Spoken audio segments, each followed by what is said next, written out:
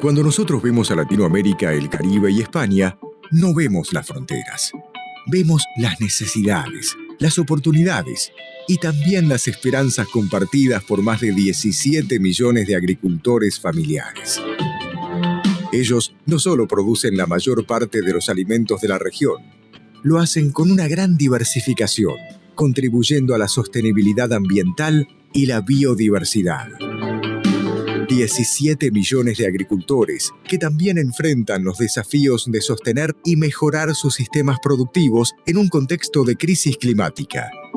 Desafíos sin fronteras que requieren soluciones sin fronteras.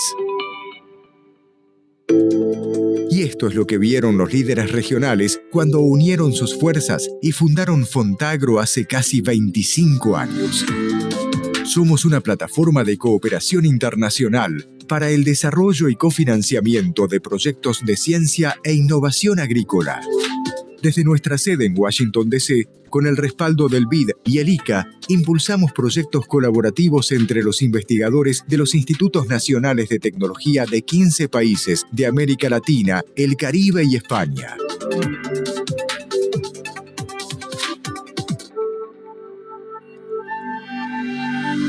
A lo largo de nuestra historia, hemos contribuido a la realización de 167 proyectos de innovación, con una inversión de 124 millones de dólares. En la actualidad, estamos ejecutando 40 proyectos que conectan los esfuerzos de 362 investigadores en campos tan diversos como cultivos, ganadería, alimentos y mercados, recursos naturales, producción forestal y acuicultura. Somos Fontagro. Somos ciencia colaborativa en acción.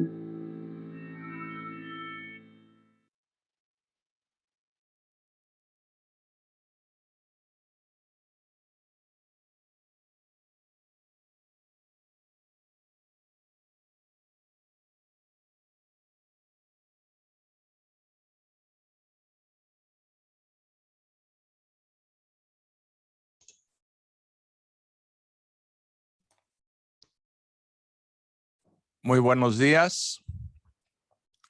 Bienvenidos a este diálogo sobre innovación en intensificación agroalimentaria sostenible en América Latina y el Caribe, convocado por la Comisión sobre la Intensificación Sostenible de la Agricultura, COSAI, en conjunto con Fontagro y la Oficina Regional de FAO para América Latina y el Caribe. Los sistemas agroalimentarios de nuestra región deben transformarse para ser más eficientes, inclusivos, resilientes y sostenibles, para conseguir una mejor producción, una mejor nutrición, un mejor medio ambiente y una vida mejor para todos, sin dejar a nadie atrás. Estos procesos de transformación, que sin duda serán diversos y diferenciados, tienen algo en común. En todos ellos, la innovación será indispensable. Innovación tecnológica e innovación institucional. Sin ciencia, sin tecnología, sin innovación, es casi imposible realizar los grandes objetivos que inspiran este llamado a la transformación necesaria de los sistemas agroalimentarios. La COSAI es una comisión independiente integrada por 21 expertos, todos ellos de países en desarrollo, presidida por el doctor Rubén Echeverría y hospedada por el Grupo Consultivo de Investigación Agrícola Internacional, el CGIAR.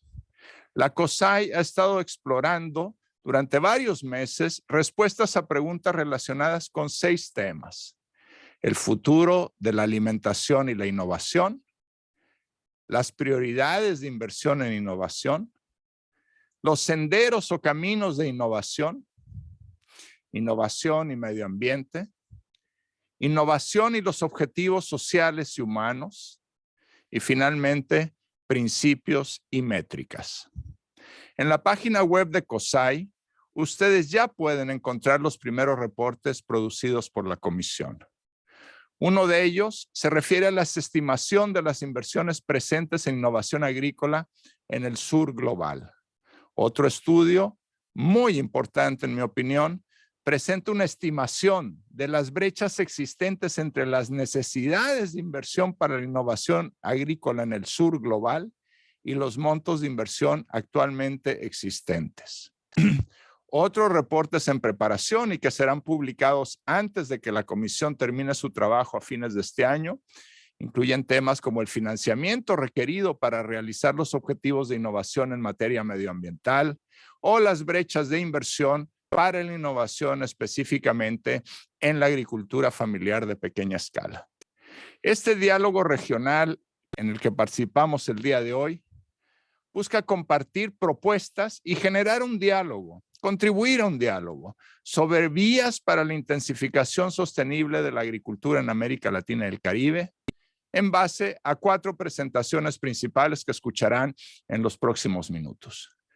Perspectivas sociales y ambientales de la intensificación agrícola sostenible, la intensificación agrícola sostenible en América Latina y el Caribe, experiencias de intensificación sostenible en la lechería y finalmente experiencias en innovación del sector empresarial cafetero de pequeña escala. Estas 4 presentaciones y los comentarios a ellas se van a dividir el día de hoy en 2 paneles. Esperamos sinceramente que este diálogo aporte a todas y a todos ustedes buenas ideas. Muchas gracias.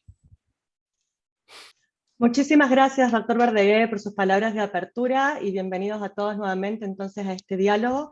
Mi nombre es Josefina y estoy trabajando con el secretariado de COSAI, de la Comisión para la Intensificación Agropecuaria Sostenible.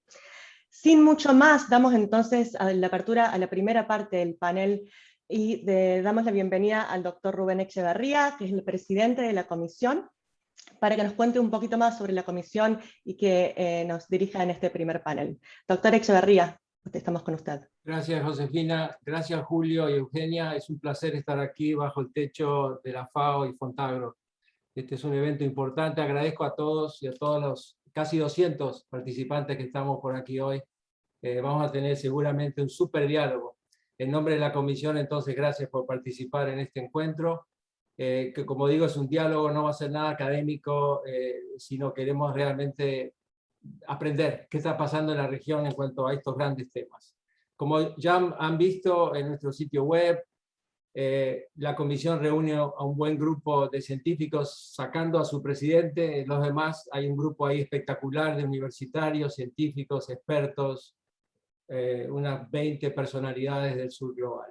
Hemos venido recopilando evidencias sobre la necesidad de intensificar la inversión en innovación en agricultura sostenible. O sea, sugiriendo posibles áreas y enfoques prioritarios de inversión. Y así como indicadores para darle seguimiento. Nos interesan muchísimo esas métricas y los indicadores para ver si en unos años se logró algún consenso y algún avance.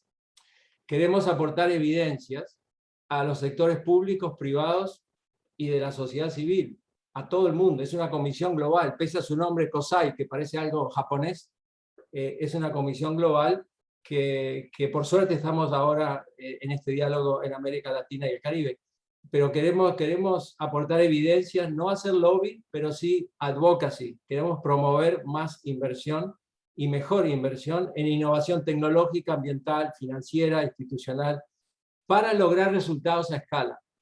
Hay muchos proyectos pilotos, necesitamos grandes resultados. El objetivo entonces es compartir algunos de los resultados que hemos venido revisando en la comisión y ver ejemplos concretos, sobre todo en el segundo panel.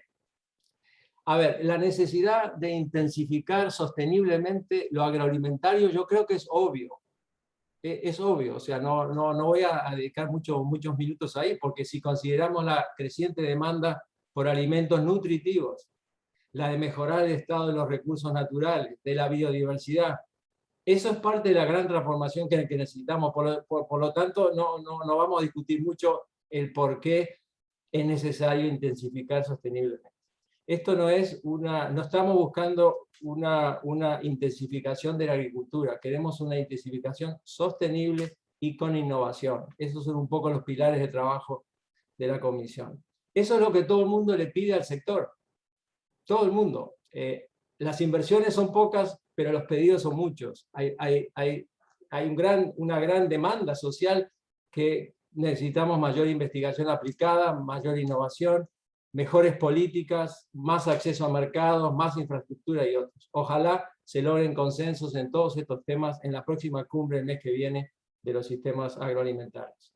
Entonces, las soluciones pueden ser agronómicas, pueden ser de intensificación ecológicas, pueden ser ecoeficientes, pueden ser de conservación, pueden ser regenerativas, pueden ser climáticamente inteligentes, como prefieran llamarlas. No estamos aquí hoy para discutir aspectos académicos, incluso a veces religiosos, como lo digo en broma, sobre todos estos títulos que le ponemos a las cosas. Yo creo que tenemos que buscar un consenso, y eso es lo que busca la intensificación sostenible a partir de esta comisión, buscar puentes entre desafíos y a veces grandes discusiones que hay por allí, entre todos estos títulos. Por ejemplo, me refiero a una cosa simple, el mínimo laboreo, las rotaciones de cultivos y pasturas, los abonos orgánicos, el manejo integrado del agua, el control integrado de plagas, enfermedades, uso de bioinsecticidas y menos agroquímicos, disminución de gases de efecto invernadero, aumento de la captura de carbón, todas las cosas, prácticas silvopastoriles, agroforestería, manejo de suelos, reutilización de residuos en una economía circular. Todas estas prácticas pueden estar clasificadas en varios títulos, pero lo que nos interesa desde la Comisión es ponerlas en práctica, buscar el cómo y no solo la lista de soluciones, y sobre todo buscar inversión. Entonces la Comisión quiere presentar evidencias técnicas y buscar consensos para avanzar en lograr mayores inversiones. Ese es el cómo, estamos buscando cómo lograrlo, promover eso, es muy importante. Y no repetir esta larga lista. No nos queda tiempo. Hoy tenemos 2 horas, pero no nos queda mucho tiempo por delante. La comisión termina en unos meses y hemos venido discutiendo estas cosas durante décadas. Yo creo que es un buen momento de no distraernos en debates académicos o políticos sobre este tema, si es agroecología o es esto o es lo otro, sino yo creo que es todo y ver estas soluciones. Obviamente la comisión se enfoca en la agricultura familiar, como ya lo dijo Julio, que en esta región representa, como vieron en el video de Fontagro, un porcentaje enorme, quizás el 80% de las fincas de la región, generan más de la mitad de los alimentos, representan más de la mitad del empleo y ocupan gran parte de la superficie agropecuaria ampliamente definida. Entonces, no buscamos una solución global única, no buscamos una receta, una bala de plata, porque nos parece que la realidad es muy heterogénea en cuanto a lo que es la intensificación sostenible. Hay que buscar soluciones diferenciadas y no quedarnos en un gran discurso genérico global. Eso es lo que estamos buscando. Entonces, no estamos considerando la transformación de la agricultura industrial, nos guste o no, en el mundo, en el norte, estamos enfocados en el sur. Hay dos resultados que ojalá los puedan leer y visitar en el sitio de la comisión. El primero de ellos es un estudio que queríamos ver cuánto se está invirtiendo actualmente y la noticia confirma lo que ya sospechábamos. No es mucho lo que se está invirtiendo en innovación, con un montón de supuestos que no voy a entrar ahora a ver cómo se midió esto, pero hay unos 60.000 millones de dólares anuales de inversión, 60 billones de dólares americanos de inversión, aparentemente en innovación, en intensificación sostenible, pero solo el 7% con consideraciones ambientales, que es lo que COSAI insiste. Por lo tanto, es poquísimo. Estamos hablando de menos de 10, 15 billones de dólares este año. Y solo el 4% de eso, si consideramos lo ambiental y lo social.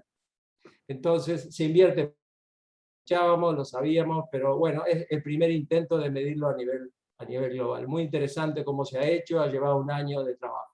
Gran parte de esta inversión tiene objetivos económicos y de productividad, no tanto ambientales y sociales. Ahora, la buena noticia es que 60 o 70% de esta inversión la hacen los propios gobiernos. Y China representa la mitad de toda esa inversión. El sector privado llega a un 20-25% del total, o sea, unos 13 billones de dólares a nivel global, y por supuesto la mitad está enfocado más en semillas, en químicos y en maquinaria. Las agencias internacionales representan un 10 a un 20% y el resto inversores de impacto que están creciendo muchísimo, pero todavía no llegan a lograr consenso con el gran discurso que hay de todos los recursos que podrían invertirse en esto. Entonces, ese es el primer trabajo donde se mapea cuánta inversión hay y cómo está distribuido. No es tan buena esa noticia, pero la buena noticia, para terminar, es que la brecha de financiamiento, que es el segundo trabajo que hemos hecho, es cuánto de ese benchmark, de esa base, cuánto se necesitaría para llegar, por ejemplo, a cumplir el objetivo de desarrollo sostenible 2, la meta 2, o gran parte de la meta 6 en cuanto al agua, o gran parte de la meta 13 en cuanto a cambio climático. Y según un estudio hecho por ISPRI, con algo más de 15 billones de dólares adicionales invertidos en investigación, en manejo de agua y en apoyo técnico, adaptación y mitigación de cambio climático, se podrían lograr muy buenos resultados en la reducción de hambre, que es la meta 2, en la reducción del uso del agua y en mitigar emisiones y evitar deforestación. Un monto muy reducido, estos 15 billones, si se los compara con los 700 billones que todavía hay por allí de subsidios. Por eso que nos sumamos en la comisión a la promoción de cómo reorientar estos recursos que hoy son subsidios a algo más innovador, algo más sostenible. Y, con eso, Josefina, paso la posta. Muchísimas gracias y bienvenidos. Muchísimas gracias, doctor Echeverría, por esas palabras para contextualizar un poco el trabajo de COSAI. Sin mucho más, entonces vamos a alargar con nuestro primer panelista, va a ser el doctor Rodomiro Ortiz. El doctor Ortiz es profesor de Genética y Fitomejoramiento de la Universidad Sueca de Ciencias Agrícolas y además es uno de los miembros de nuestra comisión.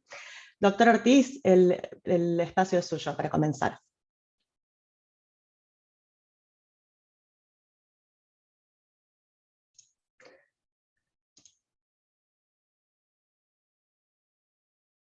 Lo tenemos, doctor Ortiz, lo tenemos silenciado aún.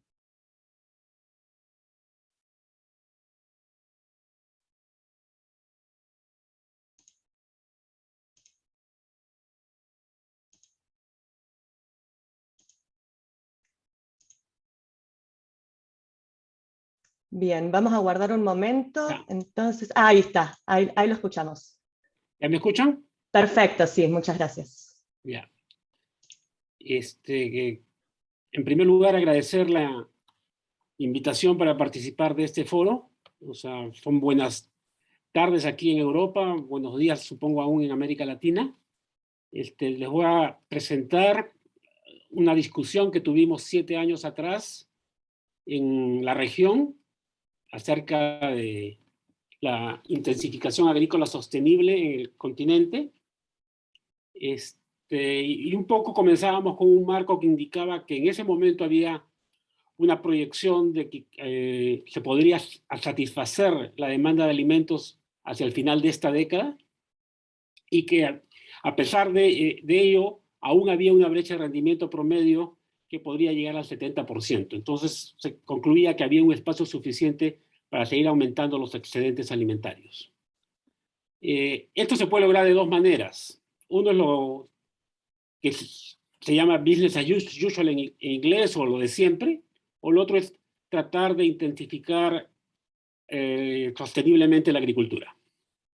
Y algunos principios de esta intensificación sostenible se refieren al prudente uso de los recursos, el eficiente búsqueda de retornos y reducción de desperdicios, que sea resiliente el sistema a futuras conmociones y tensiones, que sea equitativo ese sistema en el sentido que los insumos y productos son accesibles y asequibles para los productores y consumidores, que no hay una talla única o one size fits all, como dicen en inglés, y que va a haber ciertas compensaciones. Ahora, en ese sentido, o sea, sabemos que la sostenibilidad o el enfoque para una agricultura sostenible está establecido en América Latina, aunque aún no se tiene una visión que requiere un replanteamiento global de cómo se producen y consumen los alimentos.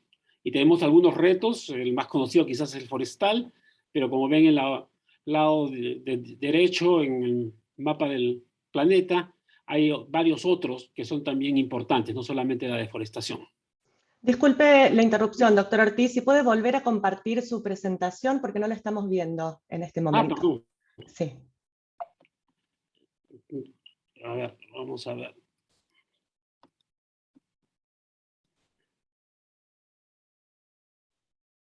¿Ahora sí la ven? Perfecto, ahora sí, Ya. ya casi. Si puede, ahí estamos. Ya. Buenísimo, muchas gracias. Gracias. Continúa. Ya. Entonces, como les decía, el sector de agricultura a pequeña escala familiar al que se han referido tanto Julio como Rubén es importante. Aquí inclusive cito a Julio. Son cerca de 15 millones de explotaciones agrícolas que controlan alrededor de 400 millones de hectáreas. Y hay tres niveles, como pueden notar, 10 millones con 100 millones, que depende muchas veces de fuentes no agrícolas, remesas o subsidios sociales. 4 millones con 200 millones, que son agricultores a tiempo completo vinculados a los mercados, y 1 millón en otros 100 millones, que son los agricultores a tiempo completo que generan excedentes económicos, ¿no? Entonces eso hay que considerar cuando se hace una estrategia de intensificación agrícola sostenible, ¿no? Y en ese sentido se generó esta consulta en el año 2014. Hubo 760 participantes registrados, no solo de la región, sino un total de 101 países. 50% de ellos tenía al continente como su principal área de trabajo, ¿no? Y hubo quizás una tendencia mayor de instituciones académicas o de investigación nacional. Entre ambas era cerca del 43%, ¿no? Pero también hubo participación de gobiernos y otras organizaciones. Llegamos a identificar a 10 áreas importantes que merecían más investigación, más inversión, ¿no? Y voy a detallarlas a cada una de ellas. La primera es la brecha de rendimiento, que es determinar el potencial de producción de alimentos tanto a través de los cultivos como de la ganadería, y que nos permitiría, al hacer el análisis, determinar cuáles son los factores para no poder obtener ese rendimiento potencial, ¿no? Hay atlas globales acerca de estas brechas de rendimientos, y ya en esa época comenzaba a trabajarse algo en Argentina y Brasil. Supongo que ahora hay más. Lo segundo se refería a cómo poder caracterizar mejor el tipo de agricultura que se hacía en el continente, especialmente la tipología y la cantidad de pequeños agricultores y productos familiares en una región que sabemos que es heterogénea, como es América Latina y el Caribe, ¿no? Esto nos permitiría entonces, sabiendo con qué agricultores vamos a trabajar, poder tener una serie de recomendaciones de política, así como esfuerzos de investigación orientados hacia ellos. Lo tercero es la rehabilitación de las tierras degradadas o de los suelos degradados, porque sabemos que reduce la productividad y amenaza la biodiversidad. Entonces ahí podríamos pensar en prácticas como por ejemplo la agricultura de conservación, con una disminución del laboreo o arado, rotación de cultivos, manejo de residuos orgánicos, para tener un manejo integral de la fertilidad del suelo. La tercera era la reducción de la deforestación. Sabemos cómo contribuye la deforestación a la emisión de gases de efecto invernadero, y eso se relaciona al uso y tenencia de la tierra, el desarrollo de la infraestructura, el precio de las materias primas, los subsidios y las políticas. Y en ese sentido se discutió la posibilidad de utilizar sistemas de agricultura, pecuaria, forestación como una opción para la intensificación agrícola sostenible para combatir la deforestación, ¿no? También se ve en el análisis de los sistemas alimentarios de una manera más sostenible, especialmente en cadenas productivas, ¿no? Y las ideas de investigación que se identificaron se referían a la estructura y potencial de los sistemas alimentarios, la gobernanza del sistema de alimentos, la logística y la planificación, y asimismo el comportamiento del consumidor en las cadenas de suministro de alimentos en procesos de urbanización, ¿no? Lo otro era la reducción de las pérdidas y desechos alimentarios en todas las cadenas de valor, tanto en pre como post cosecha.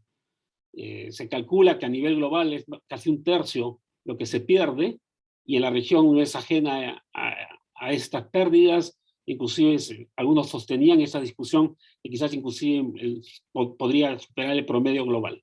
Entonces es importante tener eso en cuenta para poder ver en dónde hacer más sostenible la producción al reducir esas pérdidas, ¿no?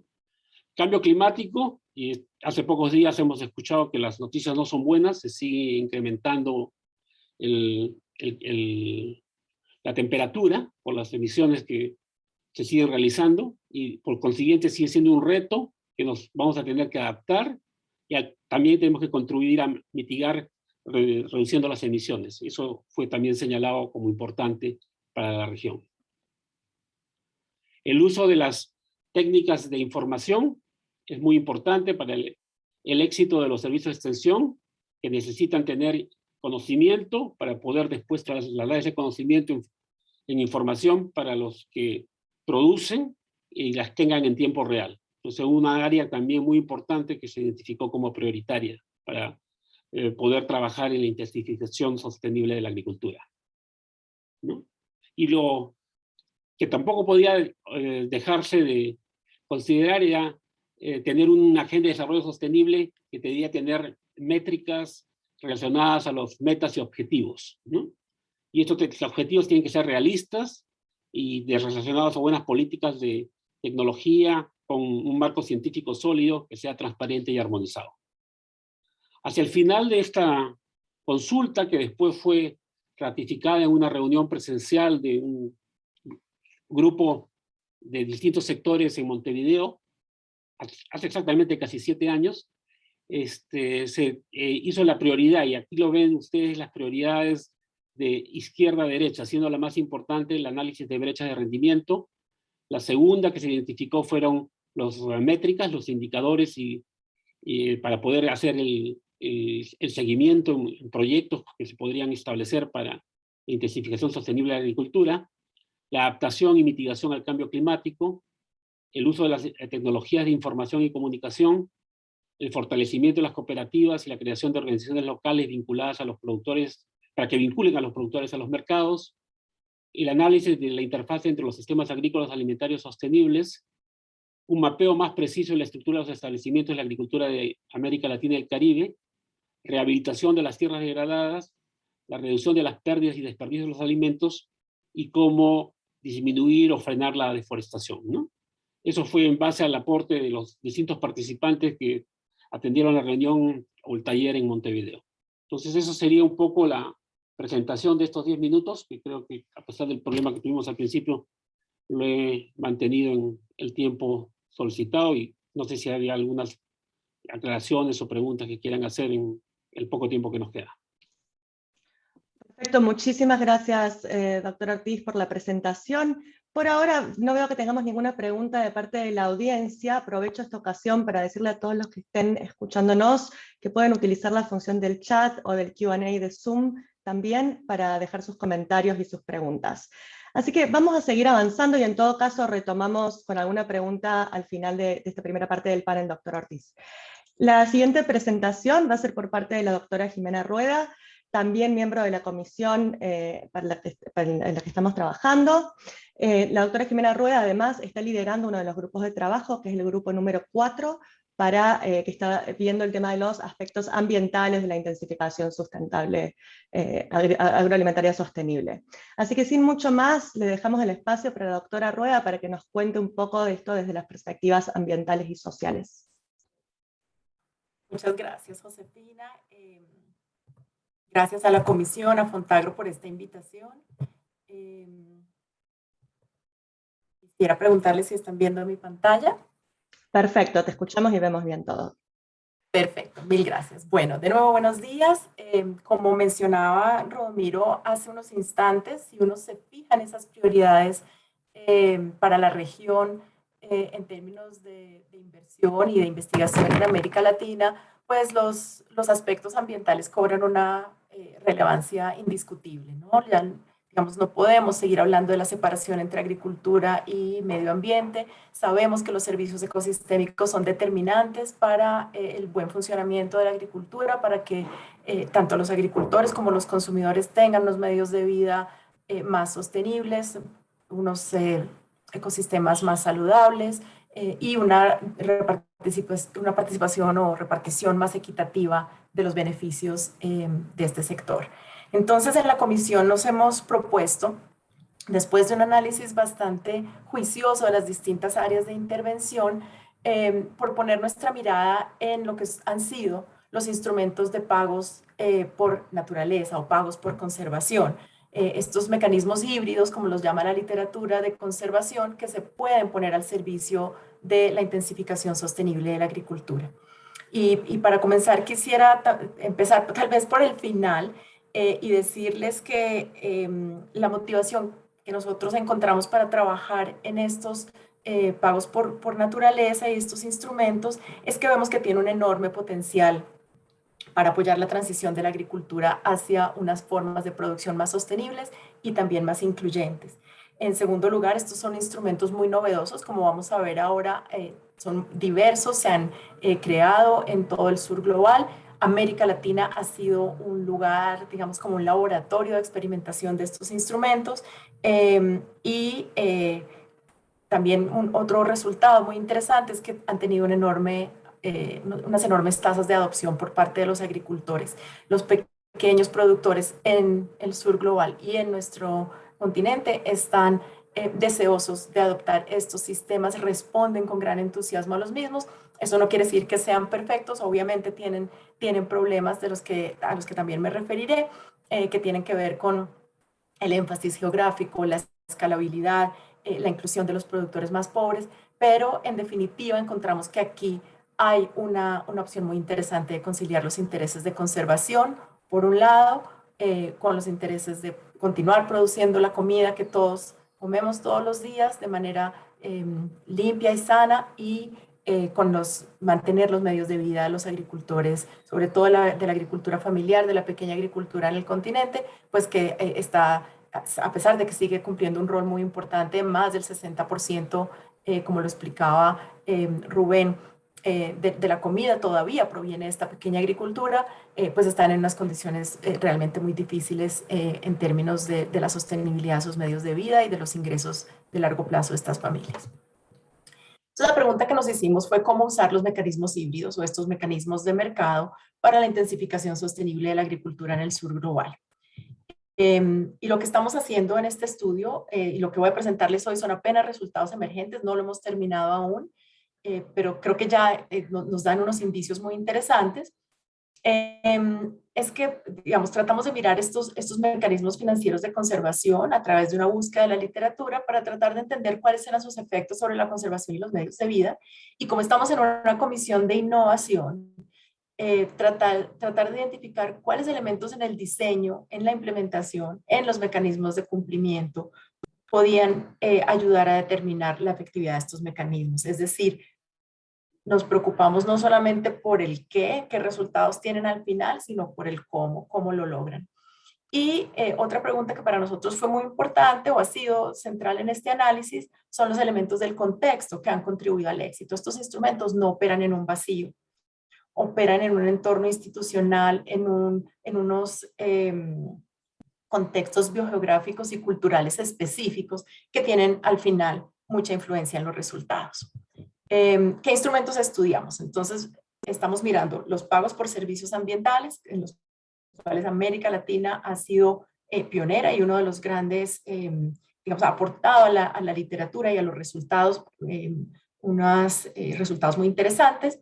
Los mercados de carbono, tanto el mecanismo de desarrollo limpio, los ETS o los mecanismos de comercio de emisiones, y uno que ha sido también bastante adoptado en América Latina, que es REDD+, a pesar de que pues, estos están mucho más enfocados en forestería que en agricultura.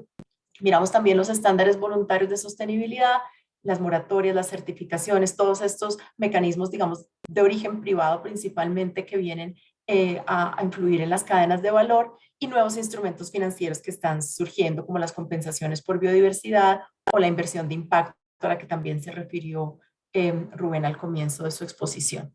Para darles una idea de dónde nos estamos localizando, si uno en este espectro, he tomado esta pantalla de la FAO, de un estudio reciente de la FAO, en donde nos muestra pues como un continuo en el tipo de instrumentos que puede tener, que se han implementado para la protección de los servicios ecosistémicos. Entonces tenemos a mano izquierda los más, digamos, rígidos y los de comando y control, que son las regulaciones obligatorias, y en el extremo derecho hecho, tienen ninguna, están, digamos, vinculadas de cualquier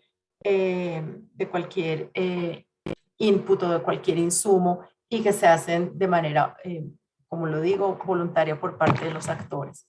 Creo que tengo una conexión inestable, no sé si me escuchan bien. Sí, todavía te escuchamos, Jimena. Perfecto, pero eso, gracias. si quieres apagar tu cámara para mejorar la conexión, no es problema. Entonces, simplemente para ilustrar que nos estamos ubicando en estos de la zona amarillo y verde claro, es decir, en estos intermedios o híbridos que no son ni la regulación ni los que son completamente voluntarios y sin ningún vínculo, digamos, con la producción, sino son los que están en medio, que de alguna manera condicionan el comportamiento de los agricultores, pero de acuerdo a unos incentivos. Bien.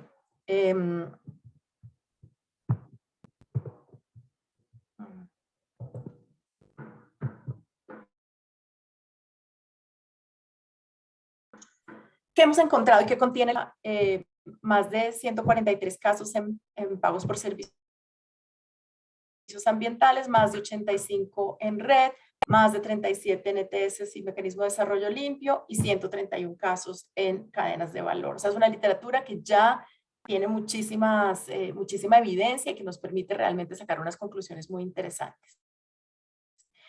Y de estos, pues, son alrededor, puede repetirse en unos casos, pero estamos en algo así como de 20 a 50 países, de los cuales hay una gran representatividad en América Latina. En todos estos casos, con excepción de los ETS y los mecanismos de desarrollo limpio, que todos los casos que encontramos que han sido documentados por la literatura y revisados rigurosamente están en el norte global. Es decir, ahí hay un vacío donde o los casos son muy recientes o no se están evaluando rigurosamente y por lo tanto no los incluimos. Donde estos estudios y donde estos casos se han desarrollado son México, Guatemala, Nicaragua, Costa Rica, Colombia, Ecuador, Brasil y Perú, y están señalados en el mapa de la derecha. Y creo que aquí ya empiezan como a salir algunas de los primeros hallazgos del estudio, y es que hay una enorme concentración en las regiones con bosques tropicales, y otros ecosistemas y otros biomas están excluidos de estos casos. Y ahí yo creo que hay un vacío en la literatura y en la práctica que es importante destacar y que yo creo que es importante comenzar a llenar también, porque las transformaciones no solo están ocurriendo en los bosques tropicales. Muy bien, entonces si nos enfocamos en el diseño, ¿qué resultados estamos encontrando? Primero, estos instrumentos se enfocan principalmente en las amenazas, cuando hay una amenaza alta sobre el recurso natural que se está protegiendo. La otra característica es cuando el costo de oportunidad es bajo, y estos salen donde la productividad agrícola es muy pequeña, o en áreas que ya están en camino hacia la transición, como las áreas donde predomina la agroecología, como los cafetales de sombrío y otro tipo de arreglos que son más diversos, pero se nos quedan simplificadas en términos ambientales que no están siendo cobijadas por estos mecanismos. Hay entonces un énfasis muy grande en dos servicios ecosistémicos que son carbono y provisión de agua. Esos son los que, digamos, dominan la inversión, y yo creo que es una agenda muy direccionada por un lado, digamos, las ciudades y los grandes usuarios de agua, tanto para consumo doméstico como para uso agrícola en el mismo continente. Entonces hay como una presión muy grande de quién es el demandante del servicio ecosistémico, y no necesariamente actúan para el beneficio de los pequeños agricultores o para la provisión de los servicios ecosistémicos de los cuales ellos dependen principalmente. Por eso no hay nada o casi nada en biodiversidad ni en agrobiodiversidad.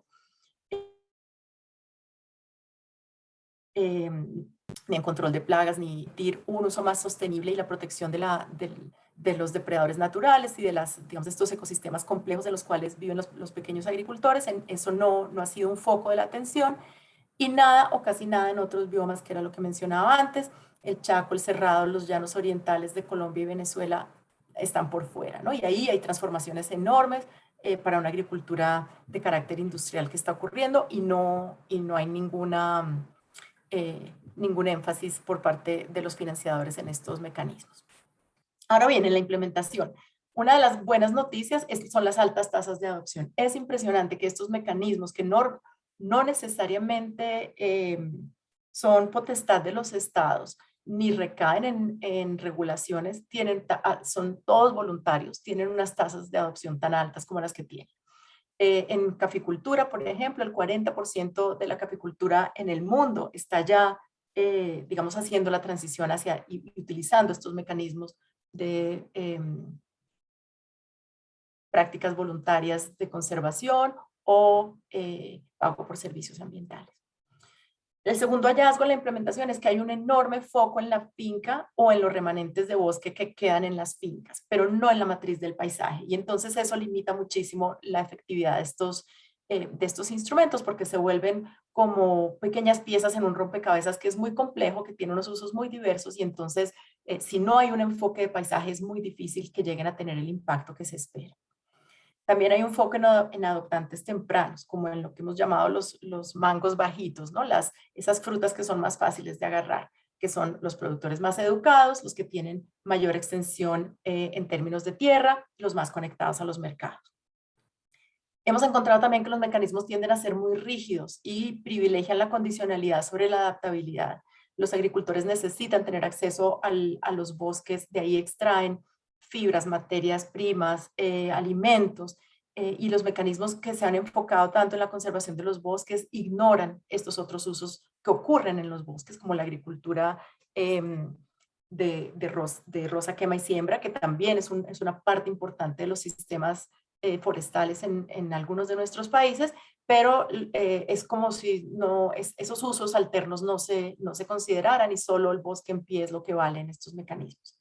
Hay un enorme progreso en monitoreo, las técnicas de monitoreo son cada vez más precisas y más sofisticadas, utilizando entre otras cosas sistemas remotos y de posicionamiento geográfico, pero cuando llegamos a los mecanismos sancionatorios, pues ahí hay enormes diferencias, ¿no? Algunos son muy rígidos, otros son muy flexibles y eso también determina pues la credibilidad de los mecanismos y su efectividad. En términos de los elementos del contexto que mencionaba al principio, que estos mecanismos no operan en un vacío, encontramos que hay como dos situaciones muy prevalentes en las cuales existen.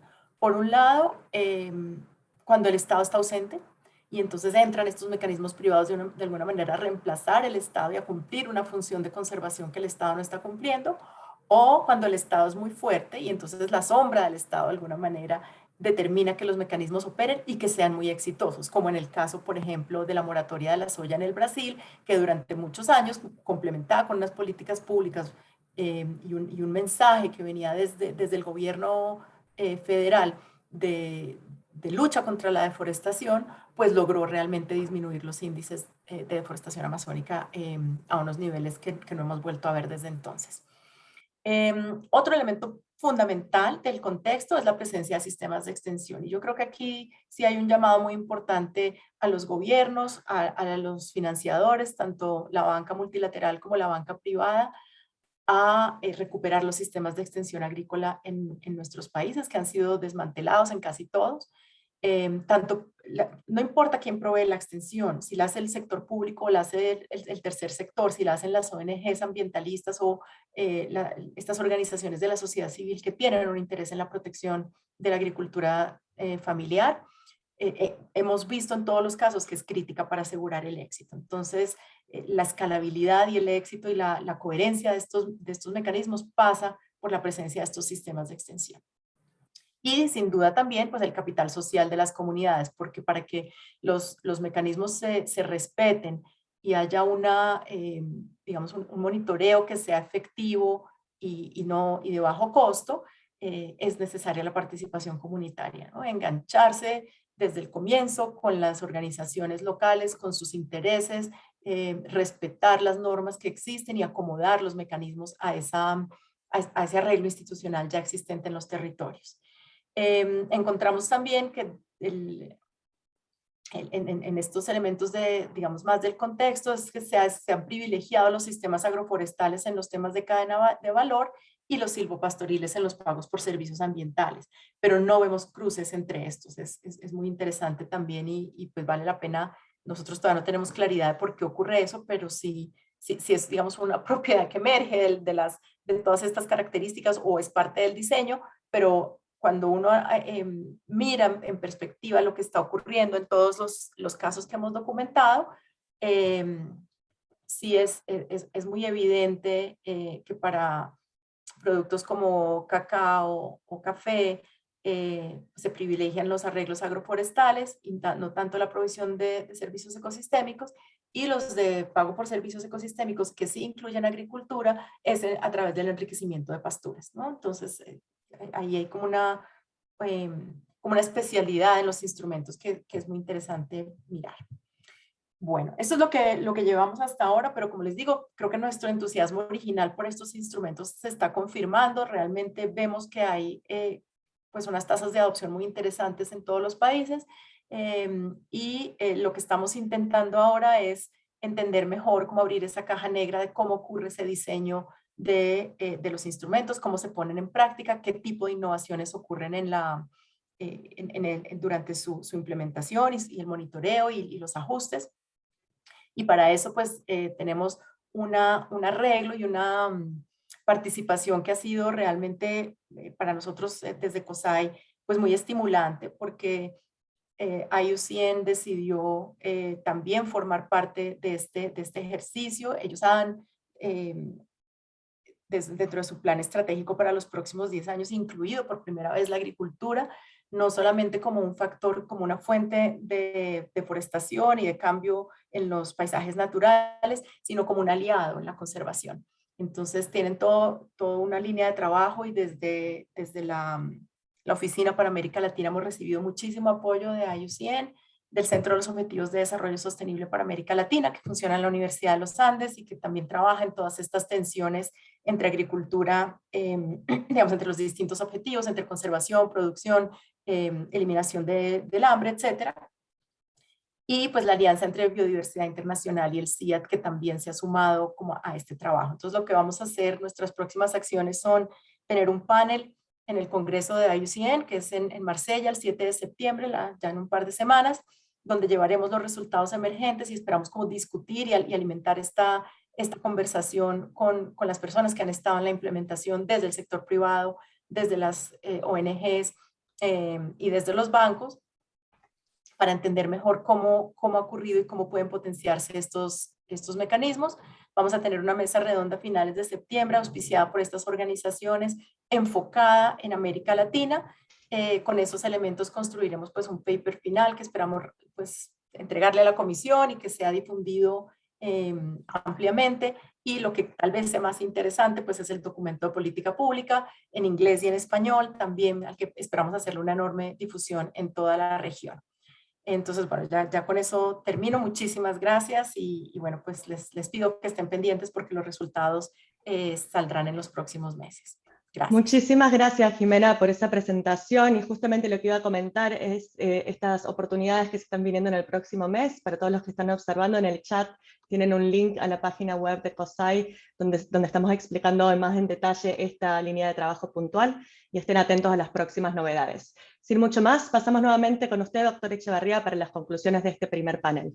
Sí, bueno, muy breve, y seguro que hay mucha gente con preguntas y comentarios que podemos tomarlo después. Ahora ya no tenemos más tiempo, pero a ver, yo le agradezco mucho a Rodo, a mi gran amigo, el profesor Rodomiro Ortiz, porque él fue un punto clave hace 7 años donde se discutió este mismo tema en la misma región, y presentó ahí un poco los 10 mandamientos que salieron en el 2014 de eso. Así que eso es un buen recordatorio de los temas. Lo que esas áreas de acción no incluían, lamentablemente, cómo financiarlas.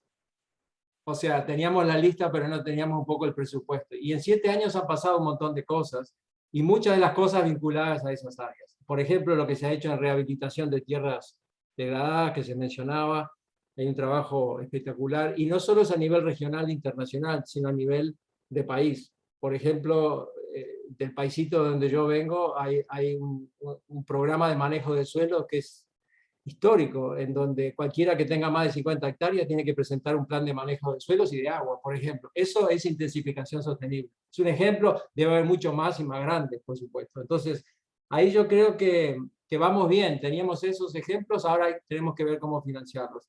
Y me parece importantísimo el trabajo que presenta Jimena, como todos vieron, me parece que ahí está el futuro porque nos faltan incentivos. No tenemos presupuesto en América Latina y post-COVID va a haber, yo creo, problemas de presupuestos públicos. Entonces, esos incentivos que presenta Jimena de cómo van a ser estas inversiones pueden dar mucha luz para atraer financiadores. Yo estoy, por otras razones, bastante vinculado al programa de FAO en América Latina y el Caribe, y veo muchos de estos temas financiados o por el Fondo Verde del Clima, o por el GEF, o por la FAO misma, en la región, con un pipeline gigante y con muchos programas de trabajo. Así que ahí tengo esperanza. Yo siempre soy optimista de que una agencia tan grande como la FAO le pueda dar seguimiento a muchos de estos temas. Y ni que hablar financiamiento, ojalá que venga de Fontagro. Así que por ahí los dejo, ahorrando el tiempo, y devuelvo la posta a Josefina. Gracias. Bien, perfecto. Muchísimas gracias, Rubén, por ese cierre, para esta primera parte del diálogo. Lo que vamos a hacer en este momento, cerrando con esta primera parte, porque no hemos recibido muchas preguntas de parte del público aún, entonces vamos a seguir avanzando vamos a tomar simplemente 2 minutos para que los que están escuchando y los panelistas también puedan estirar los brazos, tomarse un cafecito. Muy breve pausa, mientras sacamos la foto oficial con todos los panelistas también, y volvemos de inmediato con la parte 2 del diálogo con el segundo panel a cargo de Fontagro. Tú nos avisas cuando es la foto. Sí, por supuesto. Le vamos a pedir a todos los panelistas que prendan su cámara, por favor. Para que no nos encuentre tomando un café. Muy bien, nos está faltando Santiago, ya está llegando. Perfecto. Bien, entonces, un minutito, miren a la cámara, sonreímos. Rodo, si quiere aparecer en cámara real, perfecto. Muy bien, ahora sí estamos entonces listos. 1, 2, 3.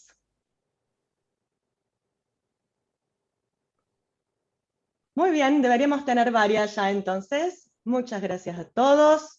Entonces lo que vamos a hacer ahora, cerrando la primera parte del panel a cargo de COSAI, le dejamos el piso a Eugenia Zaini, que es la secretaria ejecutiva de Fontagro, que va a liderar este segundo panel. Eugenia, muchas gracias.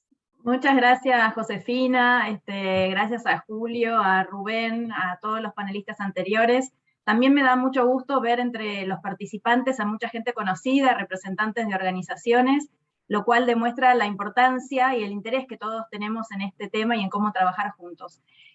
Voy a tomar las últimas palabras de Rubén rápidamente, y también les voy a contar que Fontagro viene financiando los temas de intensificación sostenible. Vamos a contar ahora un caso en particular, y esto es meta de nuestro plan estratégico al 2025, así que tenemos mucho para hacer. El tema de intensificación sostenible incorpora los pilares básicos que todos conocemos, pero seguramente, o sea, el económico, productivo, social, ambiental, y entendemos que esto se logra a través de un trabajo colaborativo y en red y multidisciplinario. Sin más, quiero presentarles casos donde realmente tenemos ejemplos de cómo se ha avanzado en la región en este tema. Quiero presentar a Osiris Ocando, de Bayer. Quiero presentar a Santiago Fariña, de un proyecto de Fontagro y también director de lechería de línea de Uruguay, y a don César Echeverry. Osiris, te cedo digamos, la presentación, el espacio. Muchísimas gracias, Eugenia, y quiero agradecer a todos los organizadores por esta invitación. Confirmo, ¿están viendo mi pantalla? Sí, perfecto. Sí, sí.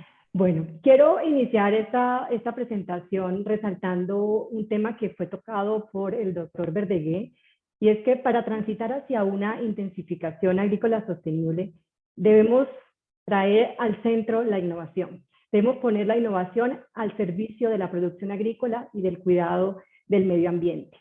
Y en ese sentido, y con esta idea en la cabeza, como organización, como Bayer, hemos adquirido una visión de que para realmente lograr ese objetivo necesitamos un equilibrio entre lo que es la producción y lo que es la protección del medio ambiente, que nos permita responder a la paradoja de la agricultura de cómo alimentar al mundo sin destruir nuestro planeta. Osiris, perdóname, ¿vas a presentar? Porque todavía la pantalla no la vemos, si tenés una presentación de PowerPoint. A ver, Sí, estoy aquí presentando. ¿Me confirma si se está viendo? A ver, demos ¿Ahora un sí? minutito. Ahora sí. Perfecto. Entonces, somos conscientes de los retos que tenemos como sector. Estos son de amplio conocimiento, no voy a ahondar en ellos. Tenemos una población creciente, lo comentó Rubén, tenemos recursos limitados, tenemos una presión de ecosistemas muy grande. Y teniendo en cuenta todo este contexto, como organización hemos dado un paso muy importante, y es cómo poner la sustentabilidad en el centro. Ya no se trata de una iniciativa, ya no se trata de un programa de responsabilidad social. Se trata de una forma de hacer negocios, se trata de una forma de generar desarrollo y tecnología. Y es en ese camino en el que estamos transitando. Entonces, vinculamos la sostenibilidad al core del negocio, es una acción clara que estamos tomando. Y la segunda, estamos creando valor a través de nuestras tecnologías y nuestros productos, de tal forma que podamos equilibrar las necesidades de los agricultores con las expectativas que tiene la sociedad en términos de ambiente. Ahora, cuando hablamos de innovación y siendo nosotros una organización de innovación, vemos que tenemos muchas oportunidades en relación a estos retos que estamos enfrentando, pero también una muy grande responsabilidad. Y en ese sentido hemos establecido 3 pilares claves para enfrentarnos a este desafío. Uno de ellos es traer innovación de primer nivel. El segundo pilar es traer la transformación digital a la agricultura. Y el tercero es establecer estándares de sostenibilidad nuevos y muy agresivos. Y en este último punto hemos avanzado en el establecimiento de unos compromisos bien agresivos que apuntan a contribuir a una intensificación agrícola sostenible. Esos compromisos los hemos resumido en una iniciativa que se llama 30-30-100 y que básicamente busca reducir un 30% de los gases de efecto invernadero que son emitidos en los campos de cultivo donde nosotros tenemos una participación, contribuir con una reducción en el 30% del impacto ambiental que tienen los productos de protección de cultivos y finalmente trabajar para beneficiar a más de 100 millones de pequeños agricultores a través de acceso a tecnologías, a través de educación, a través de servicios ecosistémicos y servicios agrícolas. Con esta idea en la cabeza y pensando en el tema de intensificación agrícola, como lo comentaba Jimena, no podemos dejar de lado el tema de los gases de efecto invernadero. Y aquí, en este punto es donde voy a concentrar un poco los esfuerzos que estamos haciendo como compañía. Nosotros creemos fielmente que es posible construir una agricultura carbono cero. Creemos que las millones de granjas que existen en todo el mundo pueden convertirse en millones de formas de ayudar a revertir el cambio climático. Y para lograr esto, estamos trabajando en 3 áreas clave. Primero, el trabajo empieza en casa. Y en ese sentido, estamos comprometidos en reducir nuestra propia huella de carbono como organización agrícola y como entidad global en el sector tanto salud como farmacéutico. Y segundo, en 2 elementos puntuales en la forma en que interactuamos con el entorno, es contribuir a desarrollar tecnologías que le permitan al agricultor reducir las emisiones de gases de efecto invernadero en sus sistemas de cultivo. Y segundo, pensando en que la agricultura no solamente puede estar generando un impacto ambiental, sino que también puede ser parte de la solución por su misma dinámica. Estamos trabajando en ayudar a los agricultores a que contribuyan a retirar el carbono que está presente en la atmósfera y de alguna forma secuestrarlo en sus campos de cultivo. Entonces, como les decía, la agricultura definitivamente es parte de la solución a la seguridad alimentaria, pero también puede ser parte de la solución al cambio climático. Reconocemos los retos, reconocemos que hay una huella y que somos de alguna forma emisores de efectos de gas invernadero, pero también creemos que con la innovación y el conocimiento que tenemos disponible, hay elementos que podemos introducir en nuestras prácticas agrícolas que nos ayuden a lograr estos objetivos. En este sentido, hemos identificado algunos apalancadores de ese éxito que, como lo comentaba Rubén, no excluyen ningún tipo de tecnología, sino que básicamente nos ayuda a identificar en todas las opciones que tenemos disponibles de innovación qué hace sentido y qué podemos implementar, no solamente teniendo en cuenta el reto, sino también las condiciones de nuestros agricultores o las condiciones ecosistémicas en las que nos estamos enfrentando. Entonces, ¿de qué estamos hablando? técnicas que están en la mesa todos los días de la producción agrícola. Estamos hablando de fitomejoramiento, de técnicas de agricultura de precisión, cultivos de cobertura, tecnología digital, uso de microorganismos para potenciar la producción, labranza mínima, técnicas de irrigación, entre otros apalancadores. Entonces son a través de estos apalancadores que estamos impulsando esa contribución a reducir el impacto en el cambio climático. Por ejemplo, ¿qué potencialidades vemos y cuál va a ser nuestro approach para el tema de cultivos de cobertura? Creemos que a través de ellos vamos a maximizar la reserva de carbono en el suelo y para ello tenemos varias iniciativas. Con el tema de fitomejoramiento tiene un potencial increíble y esto es reconocido para incrementar los rendimientos. Entonces vamos a poner estas tecnologías al servicio para enfrentar este tema.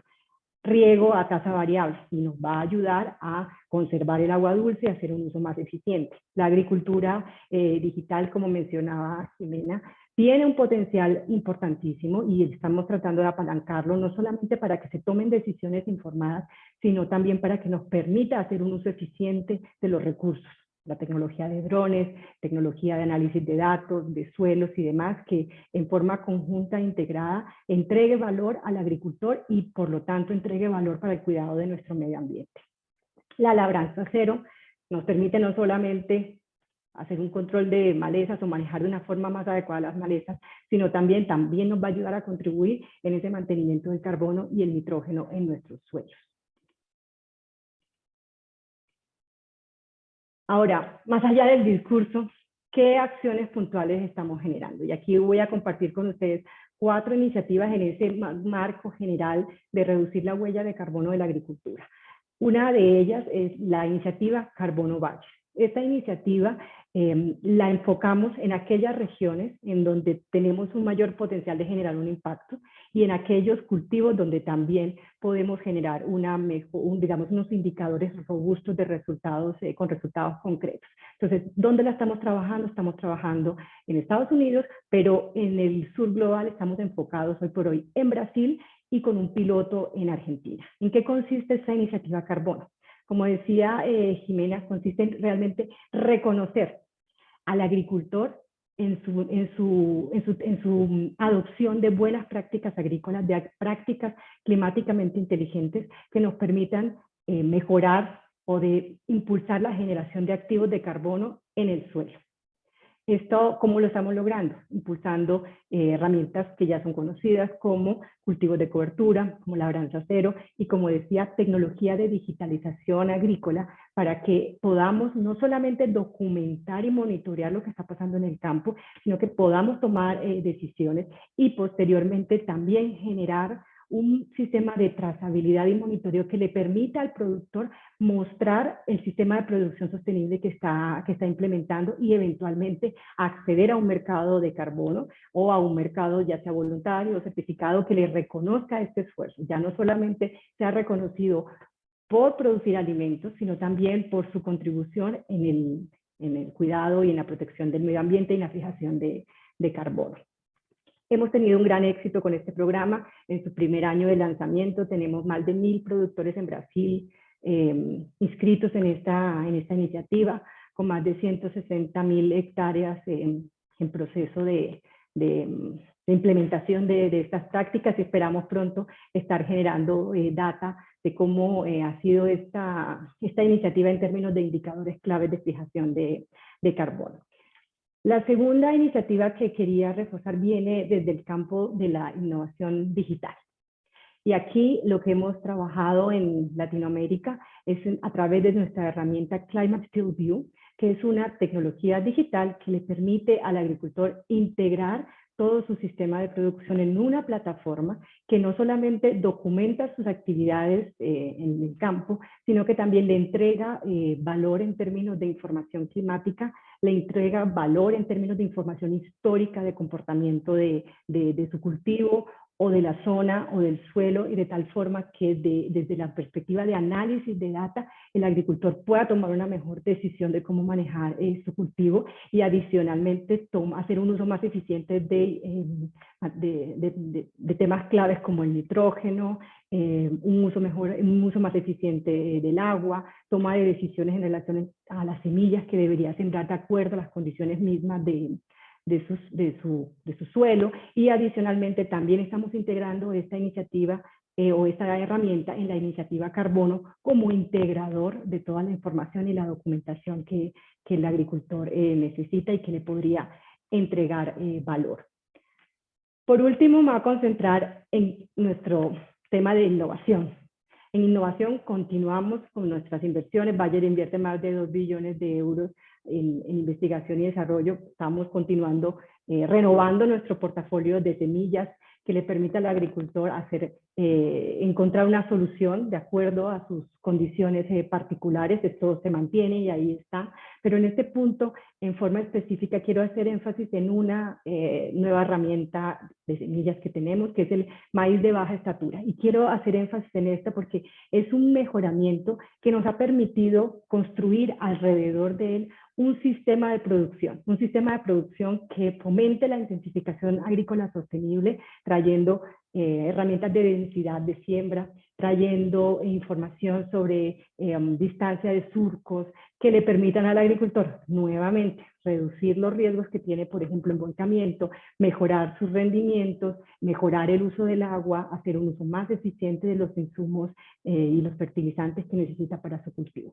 Esta tecnología o este sistema de producción lo hemos implementado en México. Llevamos más o menos un año de implementación con resultados muy positivos en relación a estos indicadores que les estaba informando, y que hacia adelante lo que esperamos es continuar introduciendo estas características en otros materiales de tal forma que tengamos un portafolio mucho más amplio que le permita a los agricultores, no solamente de México, sino de toda la región en el sur global, de adoptar el sistema productivo. Aquí no se trata de una semilla, se trata de un sistema, y volviendo aquí al planteamiento de Rubén inicial, que pueda integrar diferentes elementos que nos permita al final lograr el objetivo, que es tener intensificación sostenible. Muchas gracias. Perdón. Por último, aquí quiero hacer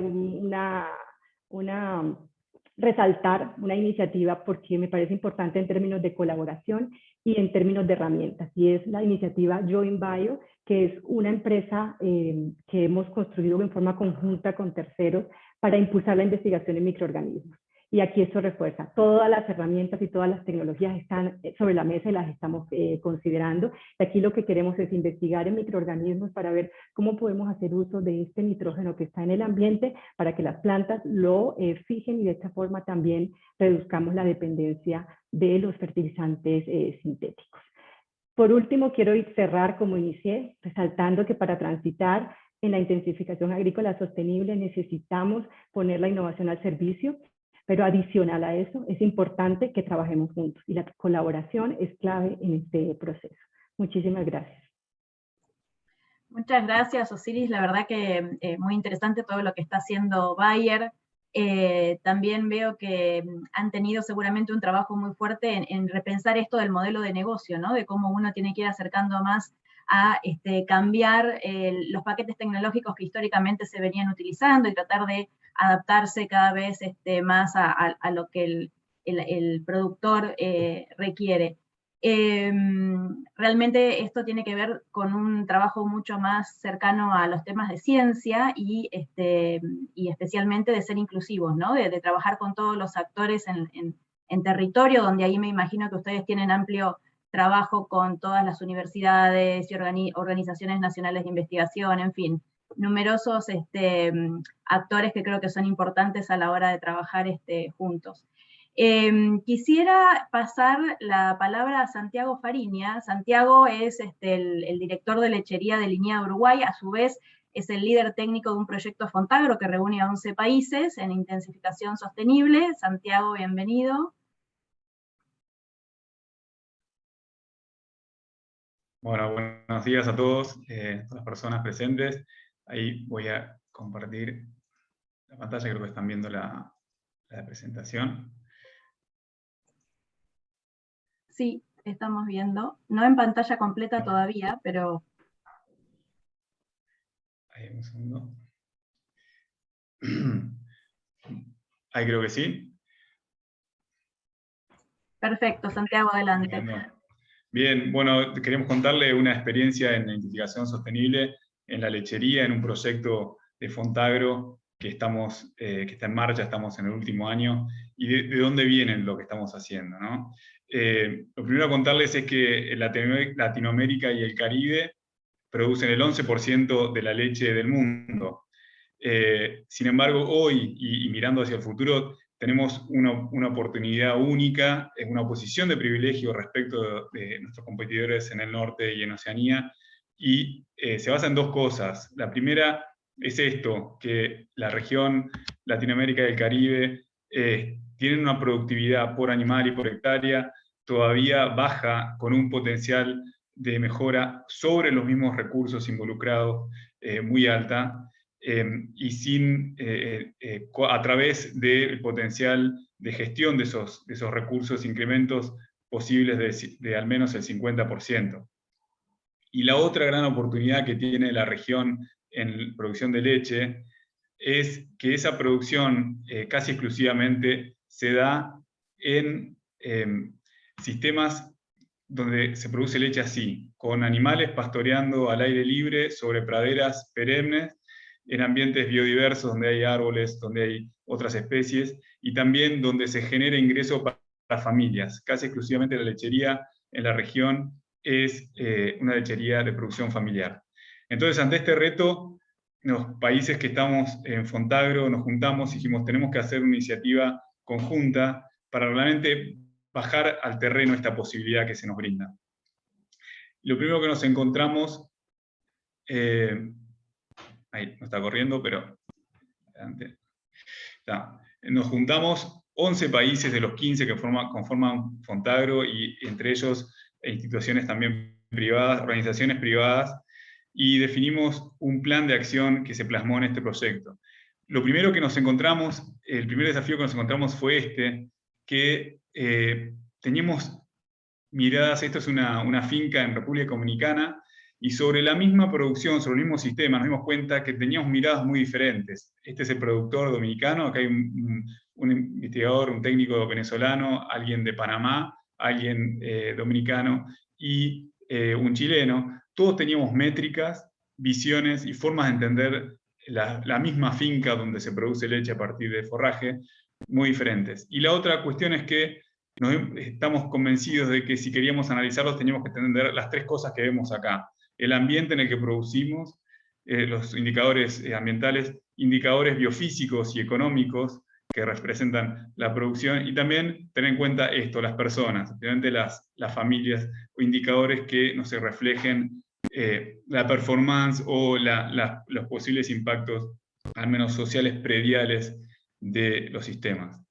Entonces dijimos, bueno, ¿cómo hacemos esto? El proyecto arrancó, lo primero fue de establecer este lenguaje común, por eso tuvimos que consensuar a través de trabajos en talleres, indicadores, que llegamos a 24 indicadores o KPIs económicos, ambientales y sociales, y con eso establecimos una línea de base, el entender cómo se produce leche a través de la definición de sistemas modales en estos 11 países. A partir de eso no nos queríamos quedar con la descripción, sino pasar a un diagnóstico y una priorización de acciones. Lo que hicimos fue modelar sobre esos sistemas modales posibles estrategias donde cada país y sus técnicos modelaban esas estrategias, veían su impacto económico, ambiental o social, y decidían priorizar entonces una o dos acciones en función de eso.